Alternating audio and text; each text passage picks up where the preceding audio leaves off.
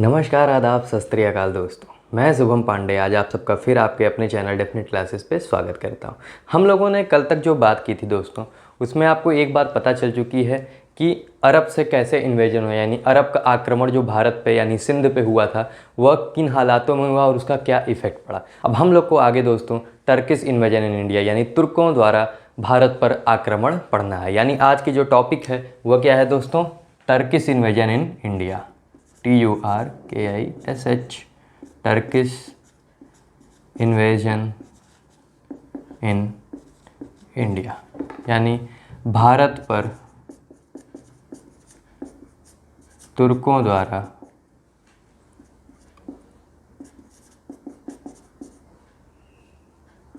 आक्रमण।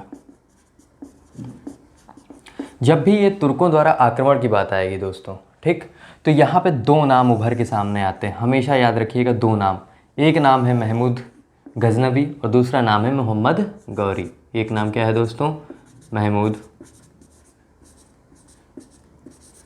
गजनवी और दूसरा है मोहम्मद गौरी। हम लोग बात आज शुरुआत जो करेंगे इससे हम लोग करने वाले हैं। इसका जो भारत में समय काल रहा दोस्तों वह रहा 1000 ईस्वी से 1027 ईस्वी तक, यानी 1000 AD से 1027 AD तक।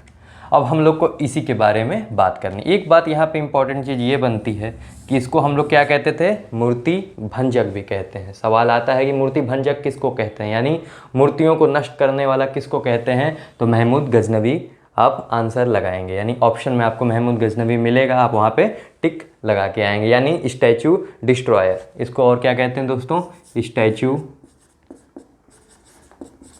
डिस्ट्रॉयर, यानी मूर्ति भंजक। महमूद गजनवी को ही क्या कहा जाता है दोस्तों, स्टैचू डिस्ट्रॉयर कहा जाता है। यहाँ तक मेरे समझ से आपको कोई दिक्कत नहीं होगी। अब हम थोड़ा समझने की कोशिश करते हैं आखिर महमूद गजनवी था कौन, किन हालातों में ये हमारे भारत वर्ष आया। ठीक है, अब हम लोग इस चीज़ पे थोड़ा काम करने की कोशिश करते हैं। तो एक साम्राज्य हुआ करता था तुर्क में ही एक जगह हुआ करती थी जिसका नाम क्या था, गजनी, जो कि अब प्रेजेंटली यानी अब जो है कहाँ पे है, अफगानिस्तान में है। अब कहाँ है दोस्तों ये, अफगानिस्तान में। यहीं पे एक वंश चला करता था, जिस वंश का नाम क्या था, गजनी वंश। जिस वंश का नाम क्या था दोस्तों, गजनी वंश, यानी गजनी डायनेस्टी। ठीक, इसी गजनी डायनेस्टी को ही एक और नाम से जाना जाता है, यामनी वंश। ठीक दोस्तों, तुर्क में एक जगह हुआ करती थी गजनी, ठीक, जिसको अब ये जो कहाँ पे है, अफगानिस्तान में है। और वहाँ पे एक वंश चला करता था गजनी वंश, जिसको हम लोग यामनी वंश भी कहते हैं। ठीक, वहाँ पे एक राजा रूल किया करता, जिसका नाम क्या था दोस्तों, अल्पतकीन था, अल्पतकीन। अब इत्तेफाक से ऐसा कुछ था कि अल्पतकीन की कोई संतान नहीं थी, यानी इस राज्य को संभालने के लिए कोई उत्तराधिकारी नहीं था, कोई भी उत्तराधिकारी इस राज्य को संभालने वाला नहीं था। तो अल्पतकीन का एक गुलाम हुआ करता था जिसका नाम क्या था दोस्तों, सुबुक्तगीन।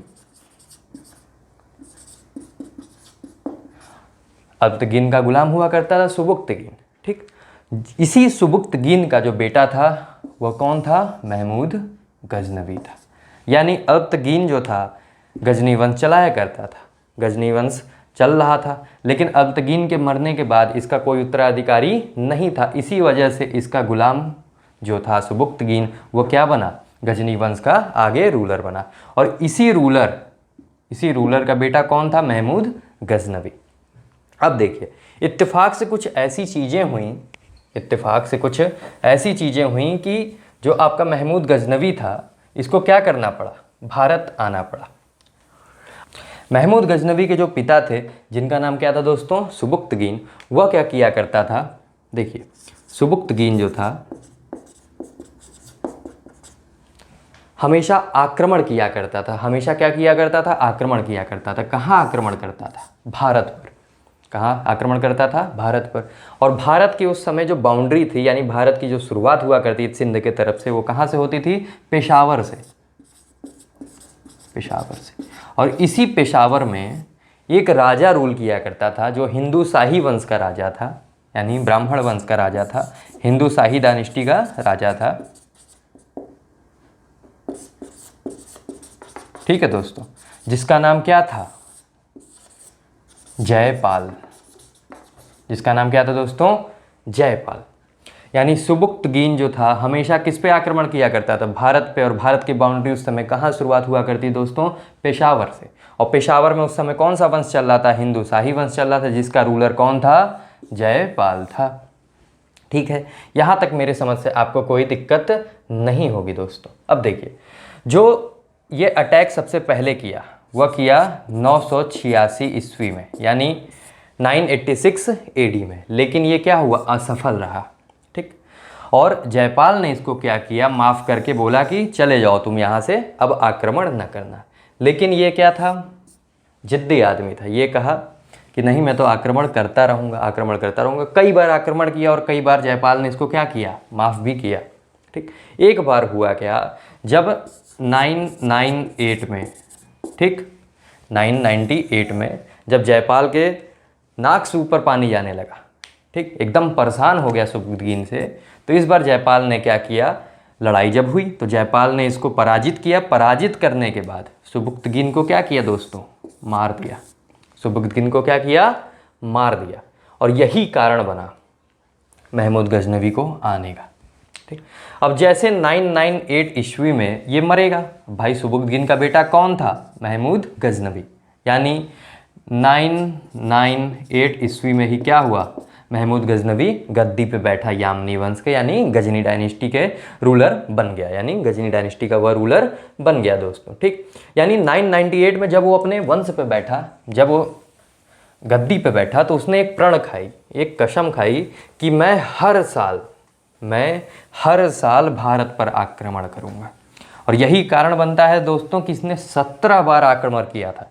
इसने 17 बार आक्रमण करने वाला एक शख्स हुआ करता है जो कि भारत पे 17 बार आक्रमण किया। ठीक दोस्तों, तो हुआ क्या? 998 में इसने कसम खाई, 998 में ये गद्दी पे बैठा, लेकिन इसने जो सबसे पहला आक्रमण किया वह किया 1000 ईस्वी में। 1000 ईस्वी में। इसी वजह से यहाँ पे मैंने लिखा है 1000 ईस्वी से 1027 ईस्वी। इसका मतलब ये है दोस्तों कि 1000 ईस्वी में इसका सबसे पहला आक्रमण हुआ। अब देखिए, 1000 ईस्वी में ये आक्रमण किस पे करेगा? नॉर्मल सी बात है, इसने तो कसम खाई थी कि मैं अपने पिता के मृत्यु का बदला लूंगा, मौत का बदला लूंगा। ठीक। अब बदला किससे लेगा? बदला नॉर्मल सी बात है जयपाल से लेगा, क्योंकि जयपाल ने क्या किया था? सुबुक्तगीन को मारा था। तो 1000 ईस्वी में क्या किया इसने? सबसे पहला जो अटैक किया वो किस पे किया? जयपाल पे किया। ठीक। और महमूद गजनवी जो था यहाँ क्या हुआ? पराजित हुआ। यानी क्या हुआ? जयपाल का कुछ नहीं बिगाड़ पाया। इसी क्रोध में उसने क्या किया? कुछ दिन इंतजार किया, अपने आप को और तैयार किया दोस्तों, और 1001 ईस्वी में इसने क्या किया? फिर से आक्रमण किया। किस पे आक्रमण कर दिया? जयपाल पे कर दिया। और इस बार क्या किया कि महमूद गजनवी जो था ये सफल हुआ। सफल क्या हुआ? इसको पराजित करने में। जयपाल को इसने मारा नहीं, पराजित किया, मारा नहीं, इसके ऊपर कटाक्ष किया, इसका मजाक उड़ाया। मजाक उड़ाने के बाद कहा कि मैं फिर वापस आऊँगा, फिर तुम्हें हराऊँगा। इस बात को जयपाल सहन नहीं कर पाए और इतिहासकार कहते हैं कि वहीं का वहीं इन्होंने क्या कर लिया? सुसाइड कर लिया, आत्महत्या कर ली। यानी क्या हुआ? महमूद गजनवी का बदला पूरा हुआ एक तरीके से। लेकिन इसने कसम खाई थी कि मैं हर साल आक्रमण करूंगा। इसी क्रम में इसने अपने आक्रमण को भी आगे बढ़ाया। इसने बहुत सारे आक्रमण किए हैं दोस्तों, लेकिन कुछ इंपॉर्टेंट आक्रमण हैं जो सवाल में पूछे जाते हैं, जो पेपरों में हम लोगों के पूछे जाते हैं, उस पर हम लोग थोड़ी नज़र डालने की कोशिश करते हैं। देखिए, सबसे इंपॉर्टेंट इसका जो है 1006 ईस्वी, 1001 के बाद की अगर बात की जाए, 1006 ईस्वी में इसने जो था नागरकोट टेम्पल पे किया, यानी नागरकोट की मंदिर पे इसने क्या किया? आक्रमण किया दोस्तों। और जब ये आक्रमण करेगा, ठीक, तो ये नागरकोट टेम्पल उस समय कहाँ हुआ करती थी, या अभी भी ये कहाँ है? ये हिमाचल प्रदेश में है। हिमाचल प्रदेश का एक जगह पड़ता है कांगड़ा। ठीक। यानी 1001 ईस्वी में, देखिए ये पहली चीज़ इसकी हुई, ये दूसरी चीज़ किया और ये तीसरी चीज़ किया। 1006 ईस्वी में इसने क्या किया दोस्तों, 1006 ईस्वी में इसने को दोस्तों क्या किया, नागरकोट टेम्पल पर आक्रमण कर दिया, जो कि कहाँ था, कांगड़ा हिमाचल प्रदेश में। कहाँ पे है, कांगड़ा हिमाचल प्रदेश में। ठीक, 1000 ईस्वी में इसने जयपाल पे आक्रमण किया, लेकिन असफल रहा जयपाल का, इसने कुछ नहीं बिगाड़ पाया। 1001 ईस्वी में इसने जयपाल पे आक्रमण किया, लेकिन इसे मारा नहीं, पराजित करके मारा नहीं, कटाक्ष किया। इसी कारण से जयपाल ने खुदकुशी कर ली और 1006 ईस्वी में इसने नागरकोट टेम्पल कांगड़ा हिमाचल प्रदेश पे आक्रमण किया। ठीक, वहाँ पे खजाने को लूटा, ठीक, खजाना लूटा, मंदिर को डिस्ट्रॉय किया। फिर जो चौथा इसका मेन आक्रमण माना गया, वह माना गया 1008 ईस्वी में। इसने क्या किया, जयपाल का एक बेटा हुआ करता था जिसका नाम क्या था दोस्तों, आनंदपाल। क्या नाम था, आनंदपाल। जयपाल का एक बेटा हुआ करता दोस्तों जिसका नाम क्या था, आनंदपाल। इसको इसने फिर पराजित किया। अब देखिए, जो 5वें क्रम की ओर अगर हम लोग बढ़ने की कोशिश करें तो 5वें क्रम में इसने क्या किया, 1008 ईस्वी में आनंदपाल को पराजित करने के बाद इसने जो था 1011 से 1012 ईस्वी में इसने क्या किया, कई अटैक किए, बहुत सारे अटैक किए। कहाँ कहाँ किए, मथुरा और उज्जैन में।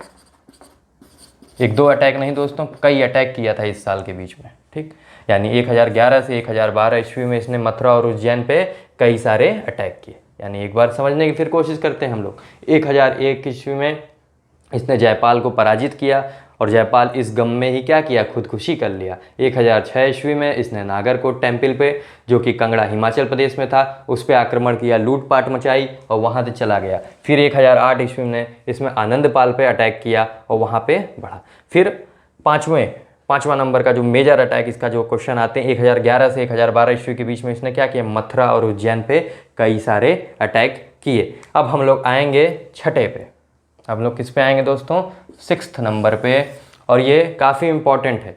एक मंदिर का नाम आता है स्थानेश्वर महादेव टेम्पल। इस मंदिर का नाम आप ध्यान से देखिए, स्थानेश्वर महादेव टेम्पल।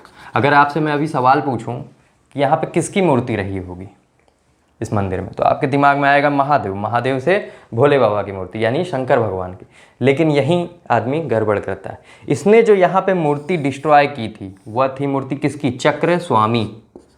आपको हमेशा आंसर में महादेव मिलेगा, शंकर भगवान का नाम मिलेगा वहाँ पे, लेकिन आपको किस पे टिक लगाना है, चक्र स्वामी। चक्र स्वामी किसको कहते हैं, श्री कृष्ण भगवान को कहा जाता है। ठीक, तो चक्र स्वामी किसने मूर्ति डिस्ट्रॉय की थी, और ये कब हुआ था, 1014 ईस्वी में। 1014 ईस्वी में इसने क्या किया, स्थानेश्वर महादेव टेम्पल चक्र स्वामी की मूर्ति डिस्ट्रॉय करवाई, तोड़वा डाली पूरे तरीके से, मतलब एकदम नष्ट कर दी इस मूर्ति को। ठीक, लॉर्ड कृष्णा की मूर्ति यानी श्री कृष्ण भगवान की मूर्ति हुआ करती थी, इसने पूरे तरीके से इनको डिस्ट्रॉय करा दिया। अब देखिए, ये जो स्थानेश्वर महादेव टेम्पल है, ये कहाँ पड़ता है, हरियाणा में। ठीक है दोस्तों, अब हम लोग इसकी बात करने वाले हैं मेजर अटैक की, जो ज़्यादातर आपको हर सवालों में मिलेगा। और इसका ये कौन सा अटैक होगा, 16वां अटैक होगा दोस्तों। कौन सा अटैक होगा, 16वां अटैक।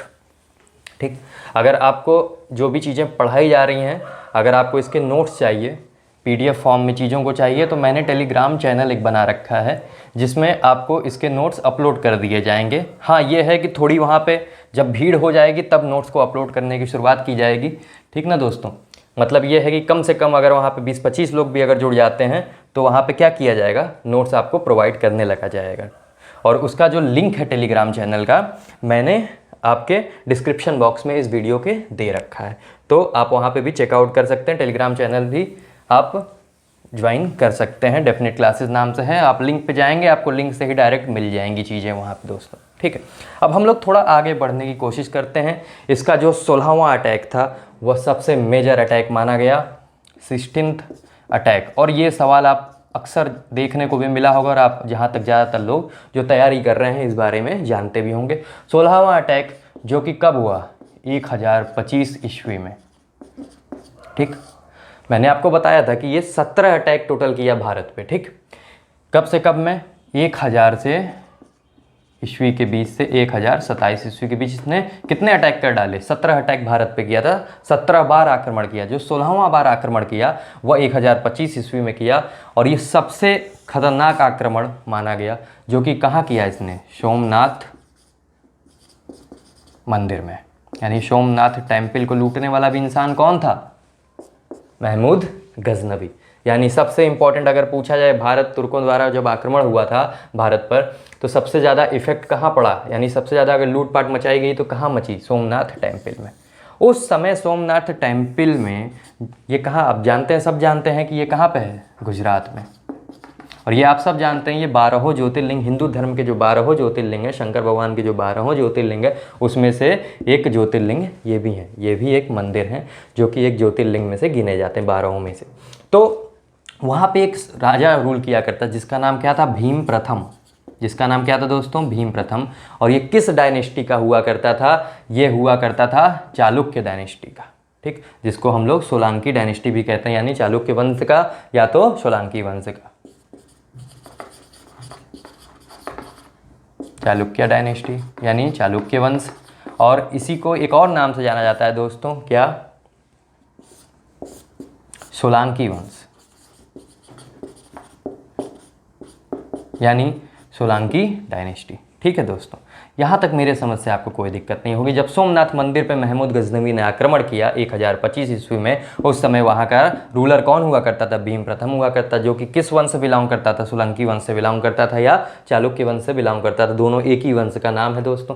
तो इसने अटैक किया और इसने काफ़ी लूटपाट मचाई, इसने काफ़ी लूटपाट मचा डाली। और क्या किया कि इसने, जो ये बोला जाता था कि उस समय जो मंदिर बनी हुई थी सोमनाथ टेम्पल, जो सोमनाथ मंदिर थी भोले बाबा की, वहाँ पे क्या था? ये पूरे लकड़ी की बनी हुई थी, और वहाँ एक दरवाज़ा हुआ करता जो कि किसका था? सोने का था पूरा, ठीक। जब ये लूट के जा रहा था, मंदिर को डिस्ट्रॉय किया, शंकर भगवान के शिवलिंग को डिस्ट्रॉय किया, वहाँ से लूट के खजानों को जब जा रहा था, तो जब ये जैसे राजस्थान पहुंचने पे जाटों ने इस पर आक्रमण कर दिया, महमूद गजनवी पर आक्रमण कर दिया। और जो सोने का दरवाज़ा लेके ये जा रहा था सोमनाथ मंदिर का, उन सब ने क्या किया? इससे लूट लिया। यानी महमूद गजनवी से सोने का दरवाज़ा जो सोमनाथ मंदिर का किसने लूट लिया? जाटों ने लूट लिया। अब जान ही रहे हैं, ये बदला लेने के लिए हर कदम आगे रहता था। यानी इसके दिमाग में क्या हुआ कि अब जाटों पर भी बदला लेना है। और यही कारण बना कि इसने 1027 ईस्वी में आखिरी आक्रमण किया, यानी 17th अटैक, यानी 17वीं बार जो अटैक हुआ वह किस पे हुआ? जाटों पर हुआ, जाटों पर किया, ठीक। 17वां अटैक इसने किस पे किया? जाटों पर किया। और इसने बदला अपना ले भी लिया, जाटों को पराजित भी कर दिया। और पराजित करने के बाद इसने अब क्या किया? रुख अपना कहाँ पे कर लिया? फिर से गजनी की तरफ अपना रुख कर लिया, यानी भारत को छोड़ के चला गया। जब तक ये अटैक करता, जब तक ये दूसरा अटैक या 18वां अटैक अपना करता, ठीक, क्या हुआ? 1030 ईस्वी में ही ये क्या कर गया? इसकी डेथ हो गई, इसकी मृत्यु हो गई। यानी 1030 ईस्वी में क्या हुआ? मर गया। यानी इसका आखिरी अटैक अगर पूछ दिया जाए तो कौन सा है? 1027 ईस्वी का, जाटों पर किया। जो सबसे ज़्यादा इंपॉर्टेंट है वो आपका 16वां अटैक है। एक बात यहाँ पे 16वां अटैक में 1-2 क्वेश्चन और भी आ जाते हैं कि सोमनाथ मंदिर के नष्ट होने के बाद, यानी महमूद गजनवी जब उसको लूटा था, उसके बाद इसका सबसे सर्वप्रथम निर्माण किसने कराया? तो आप किसका नाम लगाएंगे? भीम प्रथम ने। तो मैंने आपको बताया, इस बात को फिर एक बार गौर कीजिए दोस्तों कि भीम प्रथम ने सबसे पहला निर्माण कराया, ठीक, पुनः निर्माण कराया जब सोमनाथ मंदिर को लूटा गया था। और आखिरी बार जब निर्माण, अभी आप दिल्ली सल्तनत जब हम लोग पढ़ेंगे तो फिर देखेंगे, फिर सोमनाथ मंदिर पर अटैक होगा, फिर इस पर लूटपाट की जाएगी इस मंदिर में, ठीक। तो जब आखिरी बार निर्माण की बात आएगी तो सरदार वल्लभ भाई पटेल, जो कि उस समय के तत्कालीन होम मिनिस्टर हुआ करते थे, गृह मंत्री हुआ करते थे। ये रही पूरी हिस्ट्री इसकी, सोमनाथ मंदिर की। और ये इंपॉर्टेंट है, ये ज़्यादातर आपको क्वेश्चन देखने को मिल भी जाएगा। यानी ये हुई पूरी कहानी।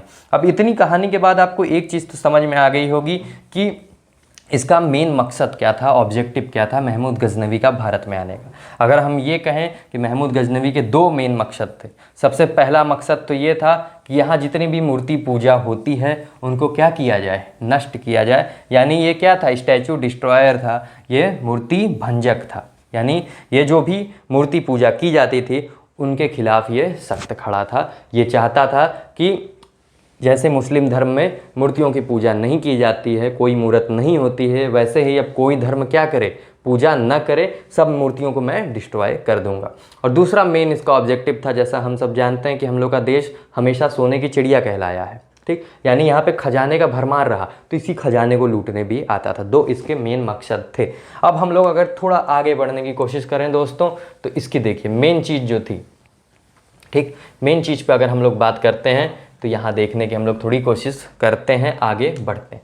इसके समकालीन राइटर पूछे जाते हैं। क्या पूछे जाते हैं दोस्तों? समकालीन राइटर। समकालीन राइटर मतलब कंटेम्प्रेरी राइटर, यानी ये कि जो इसके समय काल के राइटर हुआ करते थे, यानी जो इसके समय में मेन राइटर हुआ करते थे, इन पे सवाल ज़्यादा आते हैं। और इन्हीं कड़ी में हम क्या करेंगे, 4 राइटरों की बात करेंगे जिन पे सवाल ज़्यादा आपको देखने को मिलेंगे, जिसमें से जो सबसे पहला है दोस्तों वो आपका कौन सा है? अल बरूनी। और ये जो शख्स था अल बरूनी, जो राइटर था यानी लेखक था, ये क्या किया था, ये किसके साथ आएगा? ये महमूद गजनवी के साथ भारत भी आया, ठीक। और इसी ने एक किताब लिखी जिसका नाम क्या था? किताब उल हिंद। किताब उल हिंद। और इसी किताब को एक और नाम से जाना जाता है, तहकीक हिंद, ठीक। यानी तहकीक मतलब होता है किसी चीज़ की खोज करना। यानी अल बरूनी जो था महमूद गजनवी के साथ आया भी, और इसने एक किताब लिखी जिसका नाम ही था किताब उल हिंद, और उसी किताब को एक और नाम से जाना जाता है तहकीक हिंद, यानी भारत की खोज। अब जो दूसरा राइटर, जो इसका मेन राइटर था, जो इसका दरबारी लेखक भी हुआ करता था दोस्तों, वह कौन था? ध्यान देखिएगा, ये पहला है। अब हम लोग दूसरे की बात करने जा रहे हैं। फिरदौसी, जो इसका क्या था? दरबारी कवि भी था, यानी कोर्ट राइटर, ठीक। इसने जो किताब लिखी उसका नाम क्या था? शहनामा। और जो तीसरा शख्स था उसका नाम क्या था दोस्तों? क्या था? उत्बी। उसका नाम क्या था दोस्तों? उत्बी, ठीक। उत्बी ने क्या लिखी? एक किताब लिखी। किताब इसने बेसिकली लिखी क्या? इसने एक किताब को ट्रांसलेट किया, जो कि अरबी भाषा से किस लैंग्वेज में ट्रांसलेट किया गया? फारसी भाषा में, यानी अरेबिक लैंग्वेज से पर्शियन लैंग्वेज में कन्वर्ट किया गया, जिस किताब का नाम क्या था? चंचनामा।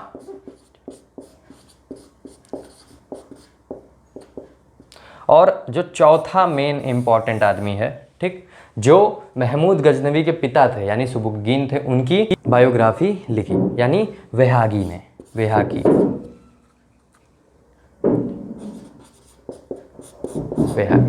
इसने कौन सी? उस किताब का नाम पढ़ा क्या?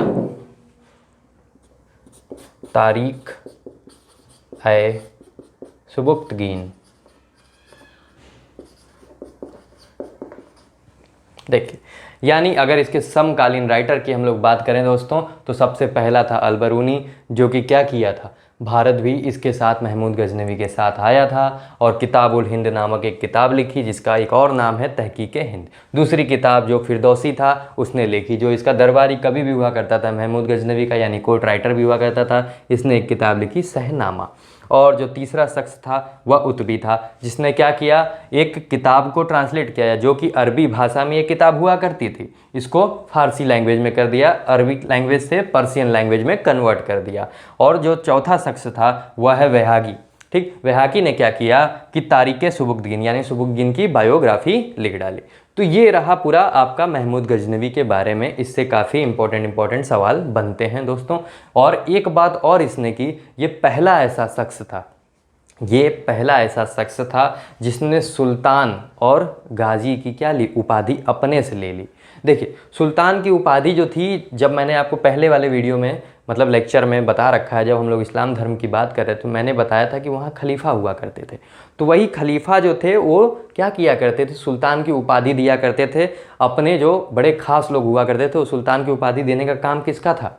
खलीफाओं का था, ठीक। लेकिन क्या हुआ, ये ऐसा शख्स था महमूद गजनवी जिसने खुद अपने ही क्या लिया था? खलीफा, जिसने खुद अपने ही सुल्तान की उपाधि ले ली थी बिना किसी खलीफा के दिए हुए। और इसने एक और उपाधि ली थी, यानी एक और टाइटल खुद ले ली थी, जिसका नाम क्या था? गाजी, ठीक। गाजी का मतलब होता है डिस्ट्रॉयर ऑफ नॉन मुस्लिम्स, यानी काफिरों को मारने वाला ही क्या कहलाता है? गाजी कहलाता है। यानी 2 टाइटल इसने खुद से अपने से ले ली, एक सुल्तान और एक गाजी, ठीक।